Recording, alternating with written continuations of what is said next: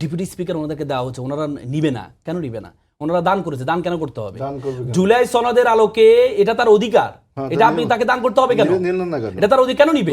আপনি জুলাই সনদ পুরোটা বাস্তবায়ন করেন, আপনি যখন পুরোটা বাস্তবায়ন করেন অটোমেটিকলি সে পেয়ে যাবে। এটা আপনি দান করতে হবে কেন? যে আপনি নেন, আপনাকে আমরা দিচ্ছি, কেন আপনি আমাকে দিতে হবে? আপনি জুলাই সনদ বাস্তবায়ন করেন, আপনি বলেছেন যে জুলাই সনদের অর্ডারের মধ্যে এটা ইমপ্লিমেন্ট কিভাবে করবে এটা লেখা আছে। লেখা তো আছে, লেখা আছে যে প্রথম দিন 2টা শপথ নেওয়ার জন্য লেখা আছে, অবশ্যই লেখা আছে, আপনি অর্ডারে লেখা আছে 2টা আছে। আচ্ছা আমি আপনাকে দেখাচ্ছি, আপনি দেখেন জুলাই সনদের বাস্তবায়ন না যে 2টা শপথ নিতে হবে জুলাই সনদে। আমি শেষ করি। আপনাকে নির্বাচন কমিশন, যে নির্বাচন কমিশনের অধীনে আপনি ইলেকশন করেছেন, সেই নির্বাচন কমিশন আপনাকে এই জুলাই সনদের যে অর্ডার, সেখানে বলা আছে যে নির্দিষ্ট সময় পরে একটা প্রথম যেটা হবে এটা হবে কনস্টিটিউয়েন্ট অ্যাসেম্বলি, পরবর্তীতে এটা জেনারেল অ্যাসেম্বলিতে কনভার্ট হবে, সেটি বলা আছে। তাহলে আপনি যে প্রথম আপনি যে নির্বাচন কমিশনের অধীনে নির্বাচন করলেন, সেই নির্বাচন কমিশনের 2টি চিঠি আপনাকে দিয়েছে শপথ নেওয়ার জন্য, আপনি একটা নিলেন, আপনি আরেকটা নেন নাই।